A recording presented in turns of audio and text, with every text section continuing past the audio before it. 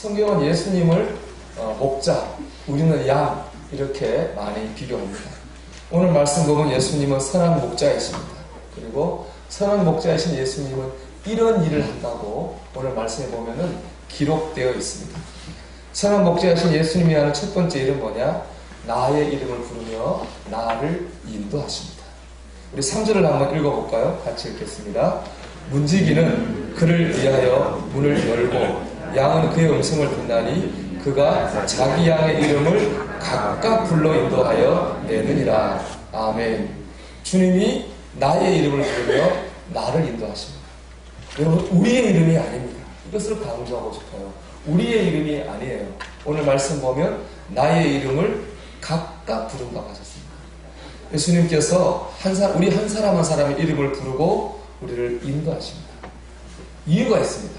주님이 우리의 이름을 부르는 이유는 첫째는 뭐냐면은 우리를 낙심해서 일으키실 때 우리 이름을 부르십니다. 모세는 40살까지는 이집트의 왕궁에서 왕자로 살고 있었습니다. 그에게는 자기 민족을 위해 위대한 일을 하겠다고 하는 꿈이 있었습니다. 그런데 자기 감정을 이기지 못하고 사람을 죽였습니다. 그래서 미디안 광야의 양치기로 40년 동안 늙어갔어요. 늙어가면서 힘도 빠졌습니다. 힘도 빠지면서 꿈도 사라지게 됐습니다.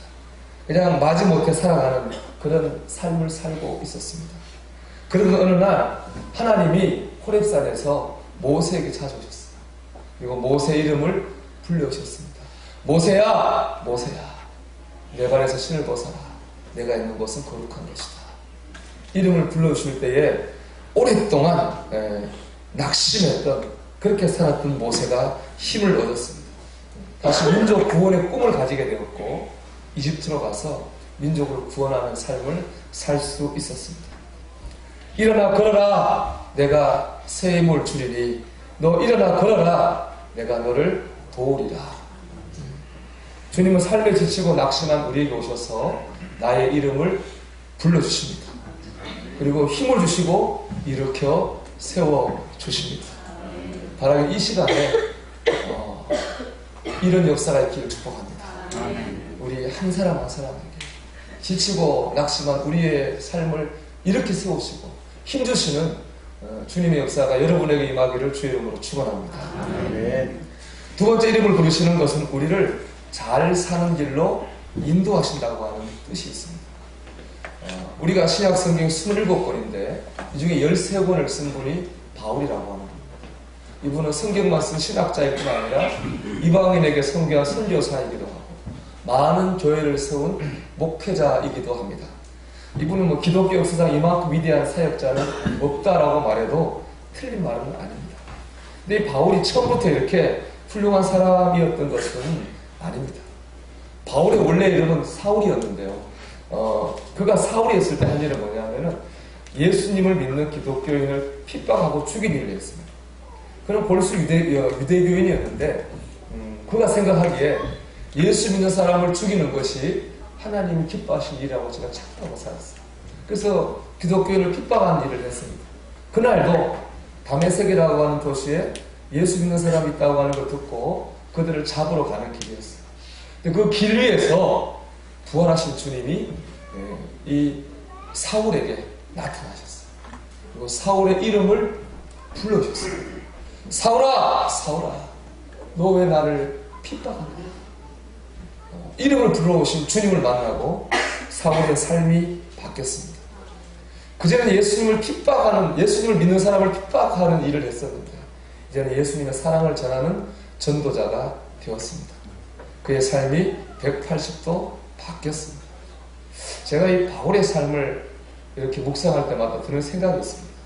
사람이 열심히 산다고 해서 잘 사는 것은 아니라는 거예요. 이 바울이 말이죠, 예수님 만나기 전에 열심히 살았습니다. 문제는 방향이죠. 예수님 사람을 핍박했으니까. 여러분, 아무리 열심히 살아도 방향이 바르지 않으면 잘 사는 것이 아닙니다. 방향이 제대로 돼야 됩니다. 그럴 때 하나님께 영광이 되고 내게 유익이 되는 것입니다. 가정의 행복도 그렇고 직장과 사업의 성공도 그렇습니다. 방향 설정이 잘 돼야 됩니다. 주님은 우리가 잘못된 방향으로 갈 때 와서 내 이름을 불러주십니다. 그리고 나를 잘 되는 길로 인도해 주십니다. 여러분, 주님이 아마 그저께도 여러분의 이름을 부르셨을 것이고 어제도 여러분의 이름을 부르셨을 것이고 지금 이 시간도 우리의 이름을 부르고 있다고 믿습니다. 말씀을 읽다가 문득 한 구절이 마음에 와닿습니다. 나를 부르시는 주님의 음성입니다. 이 설교 말씀을 듣다가 저 말씀은 나한테 하시는 말씀 같아 라는 감동이 듭니다. 주님이 내 이름을 부르시는 순간입니다. 찬송하다가 기도하다가 마음이 뜨거워집니다. 주님이 나를 부르고 계신 것입니다. 여러분, 이 시간 주님의 부르심을 들으십시오. 주님이 내 이름을 부르고 있습니다. 여러분, 주님의 인도하심을 받으시기를 주의 이름으로 축원합니다. 이것처럼 주님은 우리의 이름을 부르세요. 두 번째 주님이 하신 일은 뭐냐? 우리의 양의 문이 되십니다. 양의 문. 양의 문이라고 하는 이런 것입니다. 목자가 양을 이렇게 데리고 다니잖아요. 야외에 가면은 양을 한 곳에 모아놓고 돌로 담을 쌓습니다. 그 문을 만들어야 되는데 문을 안 만들어요. 그 문 자리에 목자가 딱 있습니다. 목자가 직접 문이 되는 거예요. 그래서 밖에서 오는 악한 맹수들을 지켜주는 것입니다. 그래서 예수님은 양의 문이 되신다고 하는 것은 뭐냐? 예수님은 우리와 함께 하시고 우리를 지켜주신다는 것입니다. 제가 이 말씀 묵상할 때마다 생각나는 영상이 있습니다. 1991년도로 제가 기억이 되는데 그 텔레비전에 중국을 소개하는 그 다큐멘터리가 방송이 됐는데 티벳 고원에서 양치기 목자로 일하는 까르마라고 하는 까르마 씨의 일상이 소개됐어요. 근데 그날이 영하 40도 정도 되는 아주 추운 날이에요. 카메라가 얼고 그 취재하는 기자들이 텐트 안에서 이불 뒤집어 쓰며 자면서도 오돌오돌 뜨는 밤인데 그 추운 밤에 세상에 그 까르마라고 하는 목자가요 모포 하나 들고 양 틈에 갑니다. 거기서 밤을 꼴딱 새웁니다. 깜짝 놀란 기자들이 그 다음날 아침에 물어봐요. 아니 이 추운데 어떻게 그렇게 할 수 있습니까? 까르마 씨가 하는 말이 뭐냐 하면은 목자는 양들을 버려서는 안 됩니다. 그래야 양들이 안전합니다. 라고 얘기했어요. 여러분, 좋은 목자는 양을 버리지 않습니다. 선한 목자는 양들과 함께 합니다. 예수님은 나의 좋은 목자이십니다. 예수님은 나를 버리시지 않습니다. 예수님은 나와 함께 하십니다. 그래서 우리가 안전하죠. 종로 일가에 가면 종교교회라는 교회가 있습니다. 가보신 분들 계실 텐데 거기에 계셨던 사모님의 간증입니다. 그 사모님이 계시는데 목사님이 40대 젊은 나이에 가난으로 세상을 떠나셨어요. 혼자 가셨어요. 장례를 치르고 왔는데 슬프잖아요. 슬퍼할 겨를도 없이 두려움이 성습하는 거예요. 사남매가 남아있어요. 얘들을 어떻게 키우지? 거기다가 목사님 사택이니까 이제 사택을 비워줘야잖아요. 어디 가서 살지? 그런 두려움이 엄습하는 거예요. 또 그때 마침 교회에 재정을 맡은 장로님이 사모님한테 왔어요. 그리고 봉투를 이렇게 하나 내요. 그 봉투를 내면서 하는 말이 목사님 그동안 사례비하고 퇴직금하고 이번 장례식 때 들어온 조입은 전부입니다. 이것이 교회에서 드리는 마지막 사례비입니다 하고 내놓더라는 거예요. 그걸 붙잡고 사모님 울면서 밤새 기도했대요. 하나님, 이제 우리 뭐 먹고 살아요? 하나님, 우리 애들 어떻게 공부시키고 어떻게 키우나요? 울면서 밤새 기도했는데, 기도하다가 이제 새벽이 가까워왔는데 갑자기 이런 생각이 마음에 들더랍니다. 하나님께서 내 남편을 불러가신 데는 분명히 뜻이 있을 거고, 그렇다면 내가 앞으로 우리 가족 자녀와 먹고 사는 것도 하나님이 책임지시겠지. 그런 생각이 마음에 들더라고요. 그런 생각이 드니까 두려움과 슬픔의 기도가 감사의 기도로 바뀌더라고요. 하나님, 나와 우리 자녀들을 책임져 주시니 감사합니다. 그리고 이제 기도하다가 새벽 예배가 시간이 됐잖아요. 새벽 예배를 드리려고 이제 가려고 봤더니 봉투가 있어요. 무슨 봉투입니까? 그 장로님이 내민 마지막 사례비 봉투. 그 봉투를 열어보지도 않고 하나님 앞에 감사함으로 드렸답니다. 그리고 사남매가 잘 자랐습니다. 그래서 그 중에 한 분이 또 아주 유명한 사모님이기도 하고. 사랑하는 여러분, 양의 물신 예수님이 나와 함께 하십니다. 맹수를 바라보면 두렵고 떨릴 수밖에 없습니다. 그러나 나를 떠나지 않고 버리지 않으시는 주님을 바라볼 때 우리 마음이 평안하고 담대해집니다. 좋은 목자이신 예수님은 우리를 떠나지 않습니다. 버리지 않습니다. 그리고 그 주님을 바라보시기를 바랍니다. 세 번째로 예수님은 목자이신 예수님은 우리에게 생명을 주십니다. 우리 10절 말씀 한번 같이 읽어보겠습니다. 10절을 같이 읽겠습니다. 도둑이 오는 것은 도둑질하고 죽이고 멸망시키려는 것뿐이요 내가 온 것은 양으로 생명을 얻게 하고 더 풍성히 얻게 하려는 것이라. 아멘. 예수님은 생명을 주러 오셨다고 했어요. 예수님을 살리러 오셨습니다. 죽이러 오신 게 아니고 우리 영혼을 살리고 삶을 살리러 오셨습니다. 그래서 예수님을 만나면 우리가 삽니다. 하영재 목사님의 책에 보면 그 일본의 우에다라고 하는 교회의 한 자매님 얘기가 소개됐어요. 이 자매는 자기가 일본 전체에서 참 불행한 사람이라는 생각을 가지고 살았어요. 그럴 만한 이유가 있었겠죠. 뭐 자세한 얘기는 그렇게 이유가 있었습니다. 근데 이제 그렇게 있다가 교회가 그날 그 교회가 개척이 된 거예요. 교회를 보고 교회로 왔어요. 근데 교회로 온 그날 찬양을 했는데 여러분 아는 찬양 이렇게 당신은 사랑받기 위해 태어난 사람, 이 찬양을 들은 거예요. 그런 걸 처음 들어봤어요. 태어나서 자기가 사랑받는 존재라고 하는 얘기를 처음 들어본 거예요. 거기에 감동을 받고 교회를 다니기 시작했어요. 나중에 아들과 함께 세례를 받는데 세례 받는 자리에서 이렇게 고백했습니다. 우이다 교회는 저를 위해 세워졌습니다. 교회가 없었다면 저는 자살했을 것입니다. 교회가 없었다면 그녀는 죽었을 것입니다. 교회가 그녀를 살렸습니다. 교회 안에 있는 예수님의 사랑이 그 여인을 살렸습니다. 예수님의 사랑을 만나면 우리가 삽니다. 여러분, 세상의 사랑은요, 자격을 따지고 조건을 따집니다. 자격이 없고 조건이 없으면 사랑하지 않습니다. 하자가 보이면 외면합니다. 우리가 그렇지 않으려고 발버둥 치다 보니까 사는 게 피곤하고 우리 심령이 시드는 것입니다. 그러나 예수님은 그렇지 않습니다. 예수님은 자격을 따지는 것도 아니고 조건을 따지지도 않습니다. 있는 모양 그대로 우리를 받아주십니다. 우리 마음의 중심만 보십니다. 내가 예수님을 의지하고자 하는 마음만 있다면 주님은 우리를 사랑하십니다. 그러기에 우리 영혼이 사는 것입니다. 여러분, 예수님이 여러분을 사랑하십니다. 그 사람을 의지하십시오. 그럴 때 우리가 삽니다. 이것처럼 좋으신 목자인 예수님이 하신 일을 우리 이름을 불러 인도하시고 우리를 또 살리시고 우리와 함께 우리를 붙들어 보여주십니다. 근데 우리가 해야 될 일도 있습니다. 그 일은 뭐냐 하면은 예수님을 바라보는 것입니다.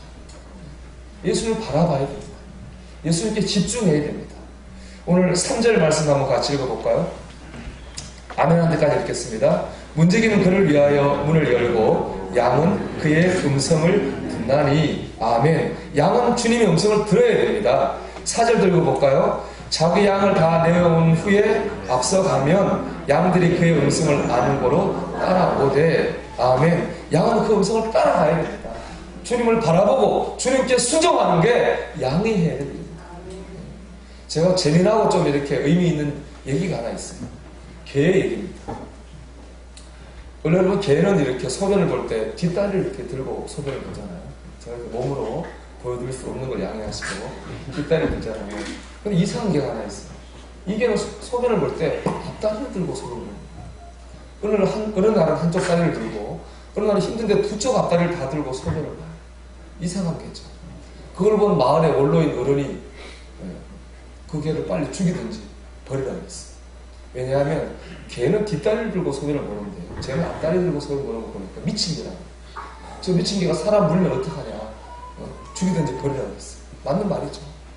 근데 그걸 본 한 여인이 얘기했습니다. 어르신, 저 개는 미친 개가 아닙니다. 저 개는 목사님의 개입니다. 목사님 개는 왜 앞다리 들고 소변을 보냐? 그 여인이 하는 말이 저 개가 목사님을 닮아서 그랬습니다. 아니, 목사님 뭐를 닮았기에 저 개가 앞다리 들고 소변을 볼까? 하고 물었어요. 뭘 닮았을까요, 여러분? 개가? 기도, 축복. 지금은 걔가 그걸 본 거예요. 여러분, 걔 잘못이 아니에요. 걔가 주인을 닮습니다. 여러분, 걔가 주인을 닮아요. 걔는요, 3일이면 주인을 알아보고요. 우스갯소리지만 3년이면 식당께는 라면을 끓이고 저당께는 풍어를 읊어요. 근데 여러분, 제가 예수님 믿은 지가 30년이 넘었어요. 3일도 아니고 3년도 아니고 30년이 넘었어요. 제가 얘기 읽으면서 나는 30년 넘었는데 예수님을 주인이라고 부른 지가 30년이 넘었는데 나는 얼마나 주님을 닮았을까? 그런 생각이 들었어요.